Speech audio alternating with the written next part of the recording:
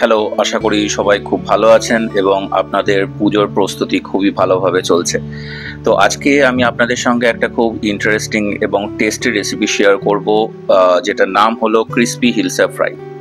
তো এটা আমার নিজের কাস্টমাইজ করা একটা রেসিপি। আশা করি আপনাদের সবারই ভালো লাগবে এবং আপনারা অবশ্যই বাড়িতে একবার ট্রাই করে দেখবেন। এর জন্য প্রথমে আমাদের কিছু গুঁড়ো মশলা লাগবে। 1/3 টিস্পুন হলুদ গুঁড়ো, আর নিয়ে নিচ্ছি 1/3 টিস্পুন জিরা পাউডার, 1/3 টিস্পুন ধনে গুঁড়ো, আর এর সঙ্গে নিয়ে নিচ্ছি 1/3 টিস্পুন পিঙ্ক সল্ট। আপনারা স্বাদ অনুসারে নুনটা ব্যবহার করবেন। এর সঙ্গে নিয়ে নিচ্ছি 1/3 টিস্পুন কাশ্মীরি লাল লঙ্কা গুঁড়ো, আর নিচ্ছি পিঞ্চ অফ কালো জিরে বা কালঞ্জিও বলে। এরপরে এরকম আমি 2 পিস ইলিশ মাছ নিয়ে নিচ্ছি। আপনারা একটু বড় বড় মোটা করে একটু ইলিশ মাছটা নিয়ে নেবেন। এরপরে সব মশলাগুলো এর সঙ্গে খুব ভালো মতো করে মিশিয়ে নিতে হবে। এর মধ্যে এবার আমি দিয়ে দিচ্ছি 1 টিস্পুন মতো জিঞ্জার গার্লিক পেস্ট বা আদা রসুন বাটা, আর এর মধ্যে দিয়ে দিলাম 1 টেবিল স্পুন মতো বেসন। বেসনটা এই মশলার বাইন্ডার হিসেবে কাজ করবে।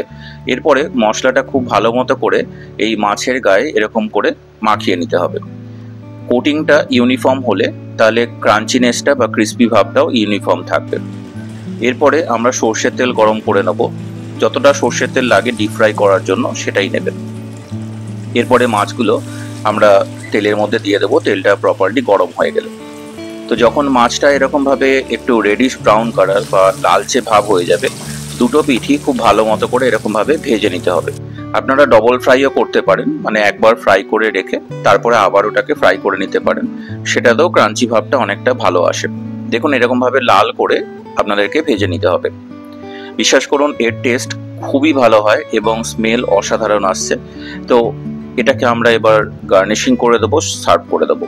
এর জন্য আপনারা পেঁয়াজ রিং করে কেটে নিতে পারেন, টমেটো কেটে নিতে পারেন। আমি একটা টমেটোকে একটু এরকমভাবে ফুলের সাইজে শেপ করে কেটে নিয়েছি। তো আশা করি আপনাদের রেসিপিটা আজকে ভালো লাগলো। খুবই সিম্পল রেসিপি, ট্রাই করবেন বাড়িতে। ভালো লাগলে চ্যানেলটা সাবস্ক্রাইব করার অনুরোধ রইল। নমস্কার, ভালো থাকবেন।